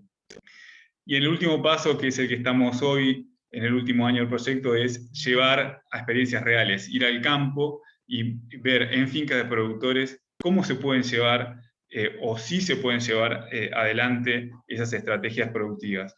La mayor parte de esas estrategias, adelantándoles un poco el final del proyecto, pero pasaron por dos áreas en las que todos los países terminaron priorizando esas áreas, que eran trabajo en el área en la gestión de forrajes, de pastoreo en particular, y segundo, en el área reproductiva, animales más eficientes y más proporción de animales produciendo y menos animales de descarte en las fincas. Entonces, como se imaginarán, esto llevó mucho tiempo de trabajo de escritorio. Tuvimos cerca de 6 talleres presenciales con largas horas, 10 horas de trabajo y demás, pero pudimos primero poner a la región en el mapa en términos de producción de leche, describiendo para una enciclopedia americana cómo se produce leche en este sur global que tanto describían antes. Y después generar herramientas clave.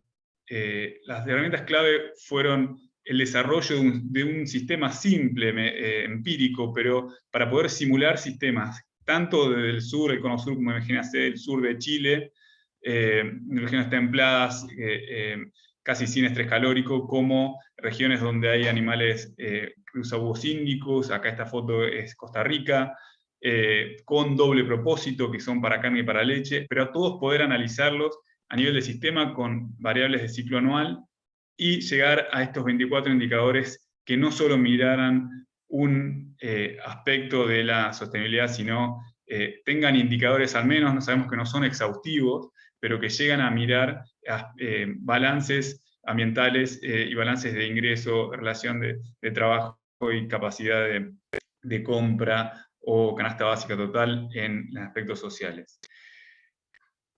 Con esta herramienta llegamos en el último año, para nuestra sorpresa, mucho más interés del que esperábamos, en 2 talleres que hicimos online a 336 personas capacitadas, 17 países, más de los países que participan del proyecto, interesados en estas herramientas con visión de sistema.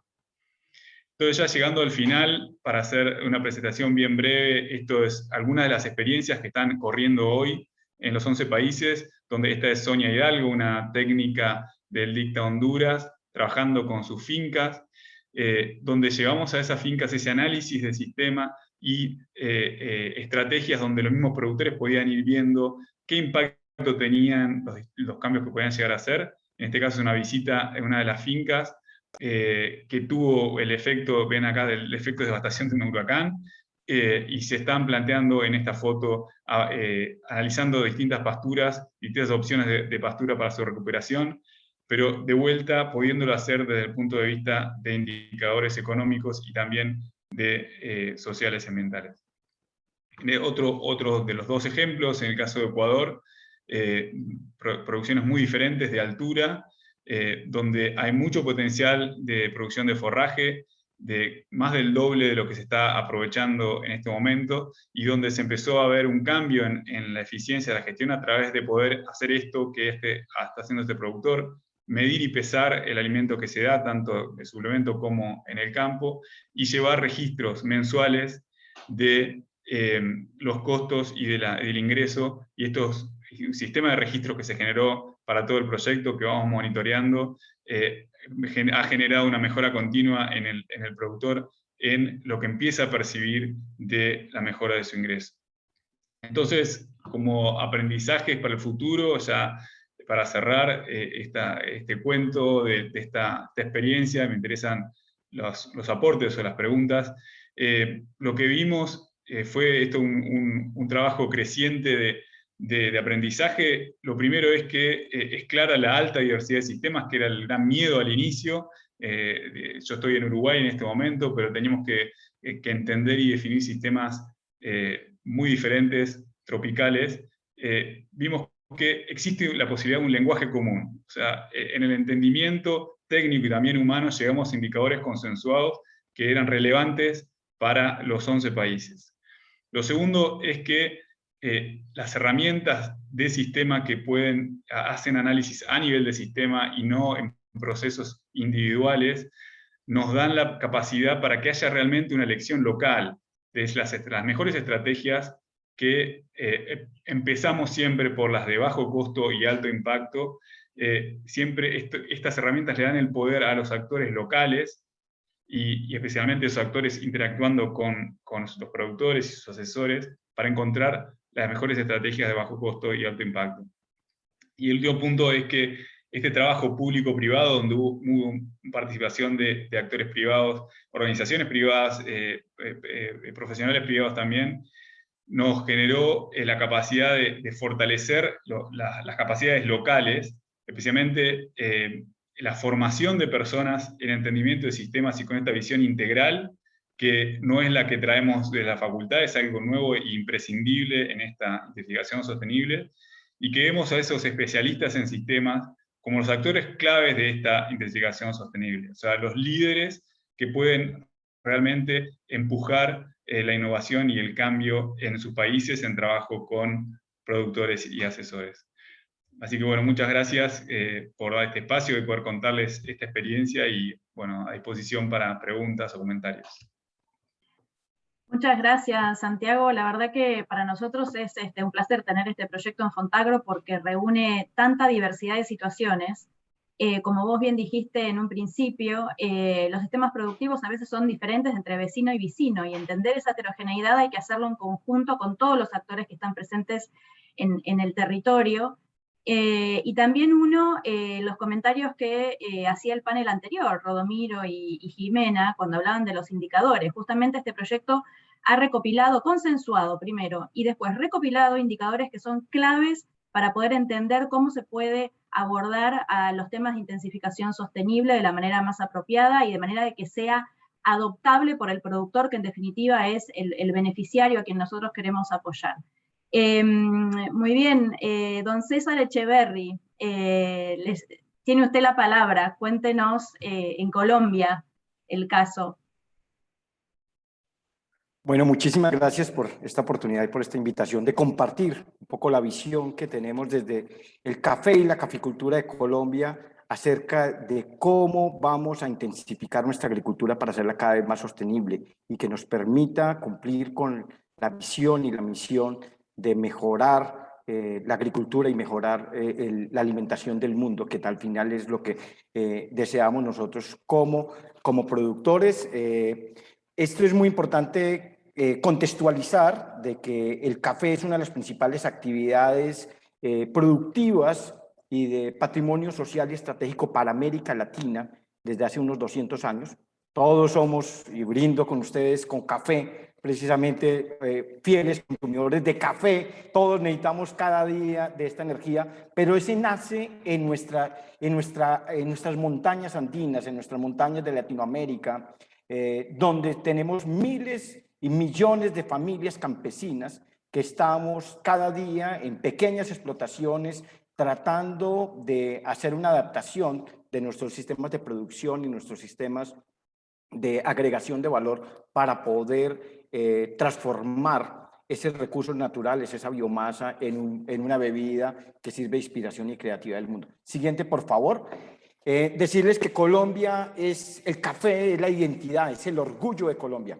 Para Colombia es fundamental lo que ha generado la identidad y nosotros llevamos 180 años exportando café, pero sigue siendo un producto con mínimo nivel de agregación de valor. Nosotros seguimos como materia prima, más del 97% de nuestro café sigue siendo producto no terminado, que se transforma en los mercados de destino y efectivamente estamos generando y necesitamos cómo vamos a lograr que este café transfiera valor compartido y que podamos generar sostenibilidad en los agricultores de Colombia. Y precisamente eso es lo que necesitamos, que estos cafeteros y estas familias campesinas puedan continuar ahí, que siga habiendo un complemento generacional. No estamos hablando del relevo, es que lleguen nuevas generaciones a asumir nuevos roles, nuevas responsabilidades y nuevas posibilidades de transformar el mundo del café. Siguiente, por favor. Este es nuestro identitario, Juan Valdés, pero para esto también es cómo vamos a referenciar sectores agroalimentarios mucho más desarrollados, como el caso de las frutas, de la uva, a través del proceso de la enología, a través de la ciencia, la tecnología y la innovación para la agregación de valor, cómo transforman una fruta en un producto y una bebida altamente diferenciada, una bebida altamente placentera, y eso es el café. El café es una fruta, tenemos que identificarla como tal y cómo podemos hacer un uso integral de toda esa biomasa de la planta de café. Como para que tengan comparación, de 100 kilos que entran, que cosechamos nosotros manualmente todos los días en campesinos. Yo estoy aquí precisamente en medio de la caficultura del Cauca en Colombia, en Cajibío, y apenas llegan 3 kilos a la taza de café, 97 kilos se desaprovechan. Y esto es parte de la intensificación. Y gran parte están yendo a hacer fuentes de contaminación, a generar contaminación de cuencas hídricas, a generar gases de efecto de invernadero, porque no estamos viendo el producto como una fruta, y eso es un mensaje trascendental que queremos nosotros, que pensemos que el café es un alimento integralmente y que necesitamos intensificar tecnología para que podamos garantizar inocuidad, trazabilidad y agregación de calidad y valor a estos coproductos del café. Estos son los ecosistemas cafeteros. La fruta representa menos del 25% de la biomasa de café, y el ecosistema, en estos ecosistemas tropicales, que es donde está la caficultura del mundo, los sistemas agroforestales, los sombríos, la valoración de bienes y servicios ecosistémicos también tiene que ser un componente fundamental en la intensificación agroalimentaria.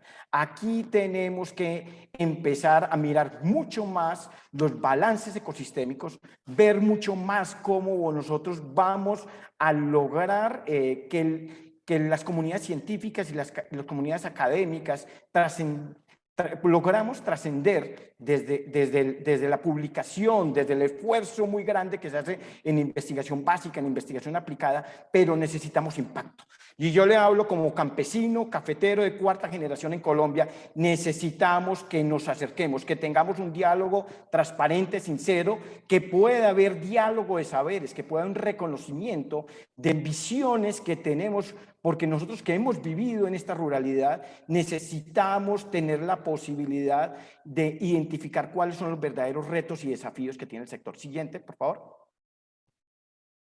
Y nosotros, entonces, para que no nos quedemos en la teoría, nosotros desde el 2006 iniciamos un proyecto de una alianza público-privada entre actores de la cadena internacional de valor del café, donde está constituido por una asociación de mujeres caficultoras del Cauca, las cooperativas de caficultores fortaleciendo la economía solidaria, la sociedad exportadora de las cooperativas, una empresa tostadora que es colombo-española que tenemos en Europa, que se llama Supracafé, y cómo podríamos hacer investigación, desarrollo e innovación, viendo el ciclo integral, no como un producto no terminado de investigación y desarrollo para la publicación, sino para la agregación de valor, y empezamos a desarrollar estaciones de validación tecnológica para poder obtener cafés de alta calidad. Desde el 2015 convocamos otros actores, el gobierno de la región, la Gobernación del Cauca, la Federación Nacional de Cafeteros de Colombia, el Instituto de la Calidad del Café, una empresa de base tecnológica, la Universidad de Valencia en España, Multiscan Technologies, y muchos actores que nos vienen acompañando para poder constituir el primer parque tecnológico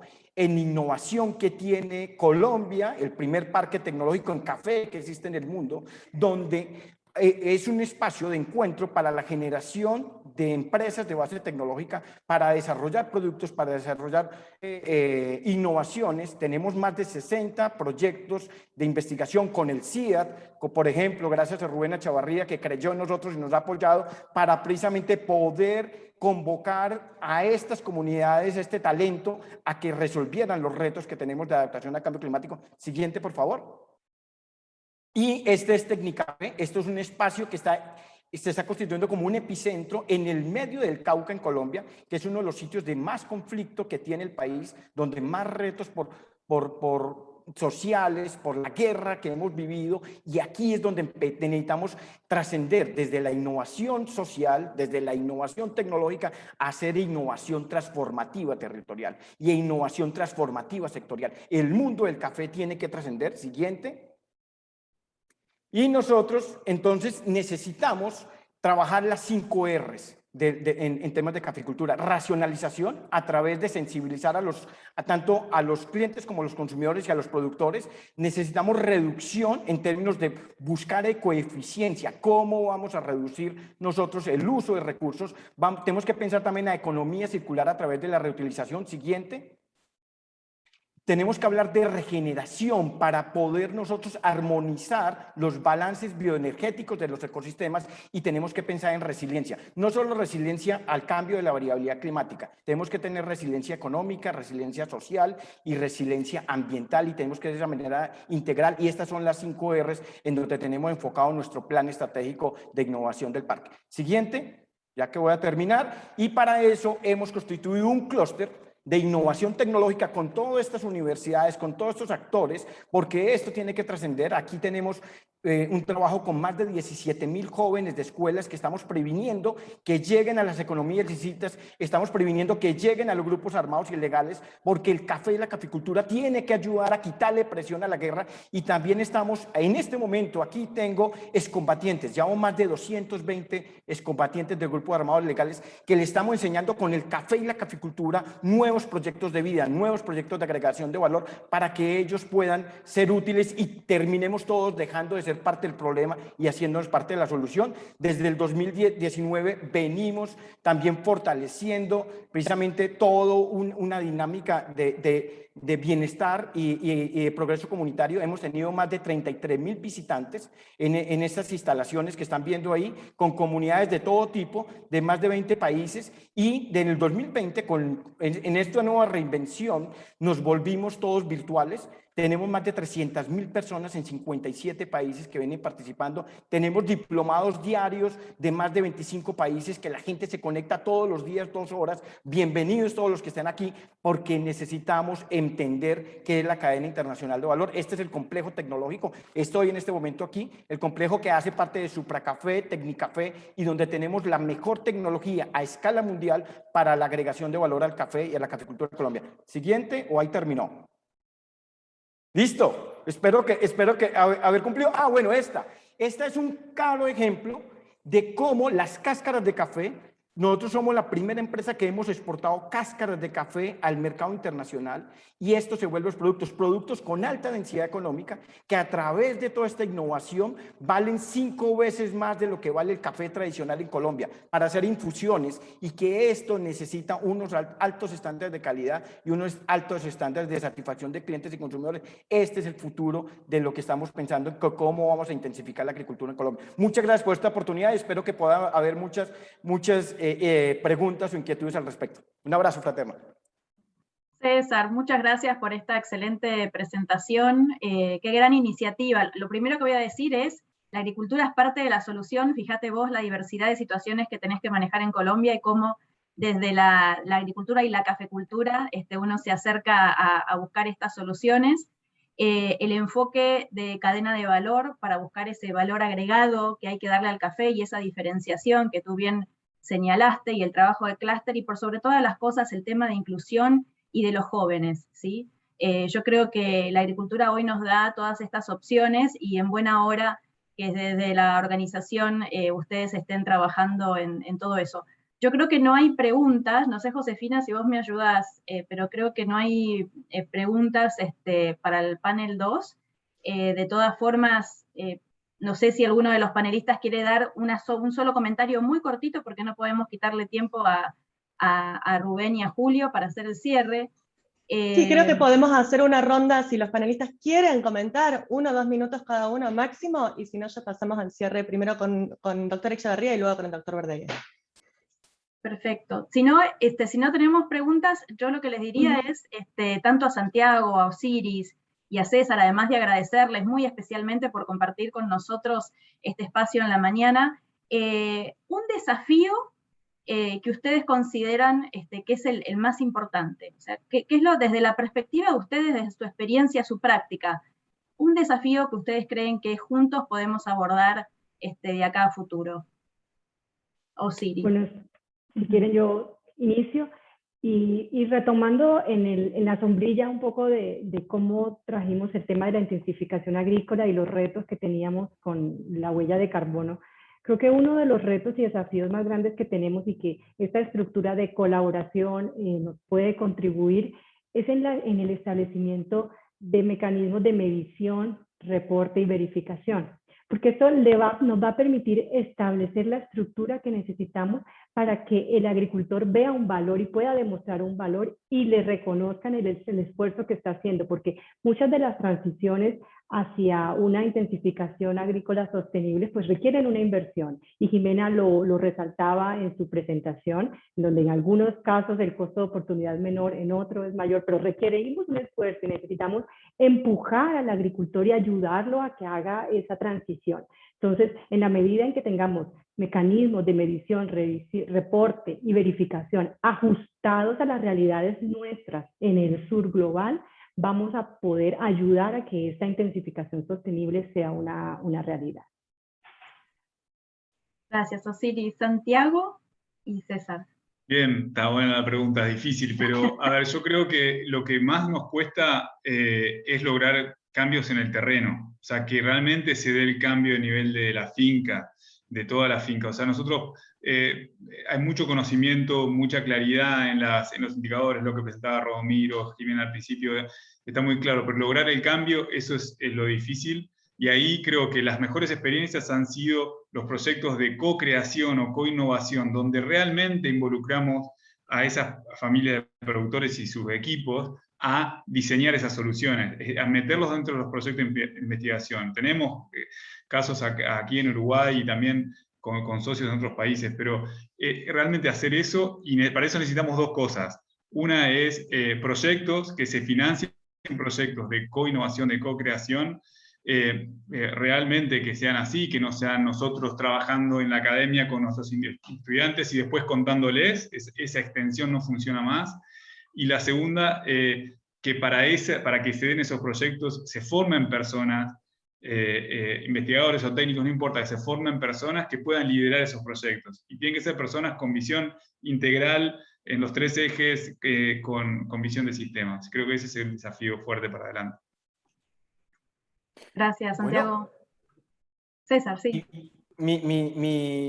Viviendo lo que ha sido la realidad del sistema de ciencia, tecnología, innovación agropecuaria, y desde diferentes roles, desde el usuario, campesino, desde el productor, desde el extensionista, desde la oportunidad que tuve de ser director de innovación del Ministerio de Agricultura, uno empieza a entender la gran necesidad de generar espacios de cooperación, espacios de confianza. Es el gran reto de que el diálogo sincero, transparente, la conjugación de horizontes estratégicos comunes, donde todas esas buenas intenciones que tenemos todos los diferentes actores, desde la institucionalidad, desde los investigadores, desde los usuarios de la tecnología, podamos creer que sí podemos lograrlo. Y ese es parte del reto. Y por eso nosotros hemos venido a un escenario donde están todos los factores en contra para decir sí se puede generar epicentros de innovación transformativa. Como ustedes necesitamos victorias tempranas,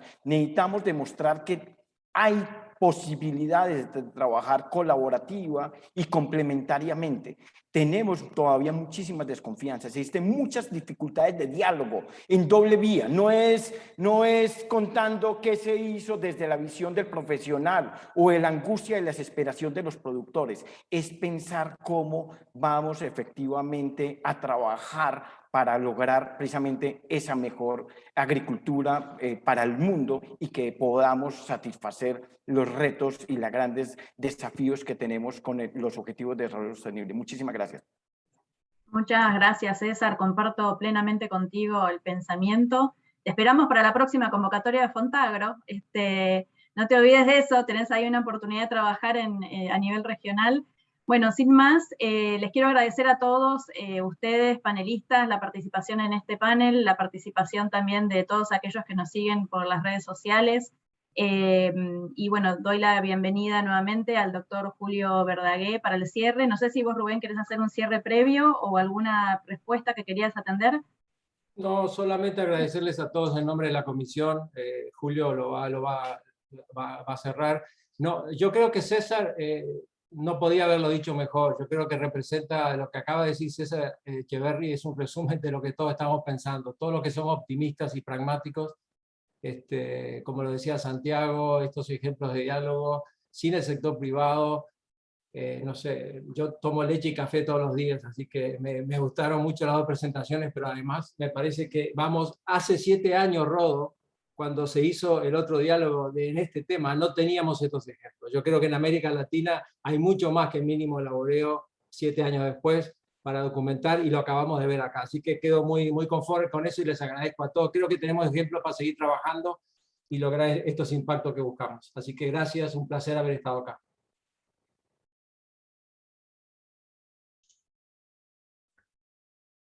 Muchas gracias, Eugenia, muchas gracias, Rubén. Entonces, vamos con el doctor Verdegué para darle un cierre a este diálogo que ha estado tan interesante. Bien, muchas gracias. La verdad es que ha sido una conversación fascinante, porque algo que yo me llevo es que estamos llenos de soluciones.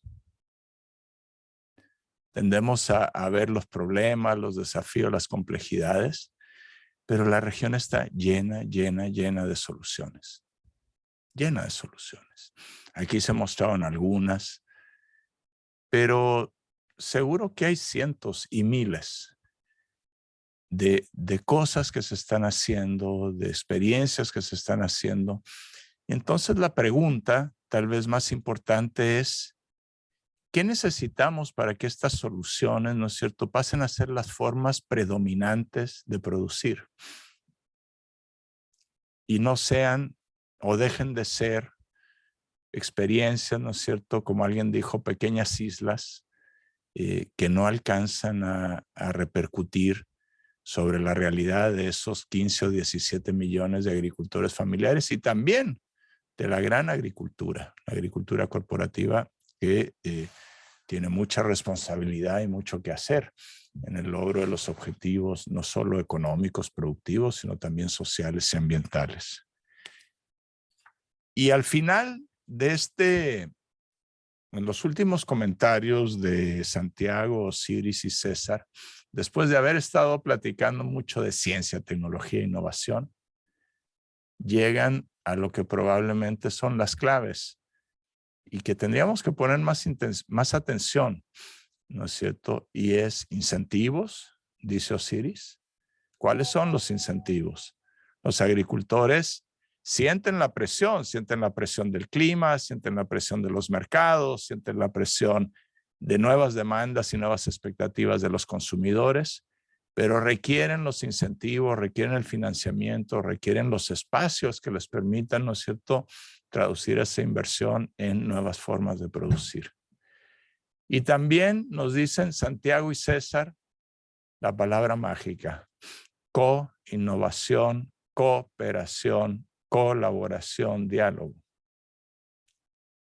Tiene toda la razón Santiago cuando dice esa vieja manera de pensar sobre en la innovación, que era un asunto de los científicos, de los expertos, ¿no es cierto?, que descubrían y después transferían, ya no es más, ya no es más. Y a lo mejor tendríamos que estar poniendo más atención en futuros diálogos en esas dos palabras claves, ¿no es cierto? ¿Cuáles son los incentivos que se requieren poner en marcha en gran escala para que todos estos millones de agricultores, y no nos olvidemos de 2 millones de pescadores que también son parte de la generación de los alimentos y casi nunca hablamos de ellos, pero en fin, todos ellos, todas ellas puedan transitar hacia estas nuevas formas de producir? Y parte de esos incentivos, ¿no es cierto?, tiene que ver con los cambios institucionales y culturales para que este mensaje final que nos dan César y Santiago también deje de ser la excepción y pase a ser la norma. Sin colaboración, sin confianza, sin diálogos, pues no habrá intensificación sostenible de la agricultura latinoamericana y caribeña en la escala que necesitamos. Ha sido un diálogo extremadamente interesante. Nuevamente, muchas gracias a COSAI, muchísimas gracias a Eugenia y a Fontagro, ¿no es cierto?, por haber invitado a la Oficina Regional para América Latina y el Caribe de la FAO a ser parte de esta conversación. Les deseo mucho éxito a todos. Hay que seguirse cuidando de esta pandemia que todavía nos ronda, así que sigan bien. Muchas gracias. Chao, gracias. Gracias a todos. Muy bueno. Cuando nosotros vemos a Latinoamérica, el Caribe y España, no vemos las fronteras. Vemos las necesidades, las oportunidades y también las esperanzas compartidas por más de 17 millones de agricultores familiares. Ellos no solo producen la mayor parte de los alimentos de la región, lo hacen con una gran diversificación, contribuyendo a la sostenibilidad ambiental y la biodiversidad. 17 millones de agricultores que también enfrentan los desafíos de sostener y mejorar sus sistemas productivos en un contexto de crisis climática. Desafíos sin fronteras que requieren soluciones sin fronteras. Y esto es lo que vieron los líderes regionales cuando unieron sus fuerzas y fundaron Fontagro hace casi 25 años. Somos una plataforma de cooperación internacional para el desarrollo y cofinanciamiento de proyectos de ciencia e innovación agrícola. Desde nuestra sede en Washington, D.C., con el respaldo del BID y el ICA, impulsamos proyectos colaborativos entre los investigadores de los Institutos Nacionales de Tecnología de 15 países de América Latina, el Caribe y España.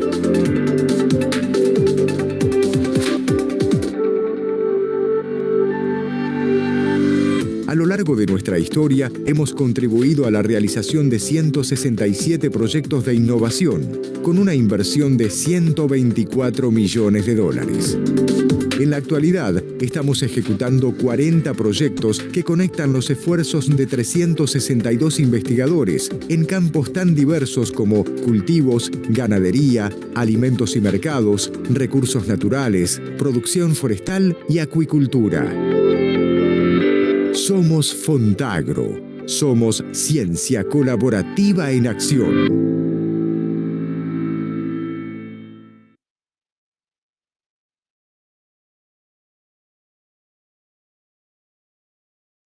Muy bien, hasta luego. Que les vaya muy bien. Muchas gracias. Un Hasta gran luego a diálogo. todos. Chao, chao. Gracias.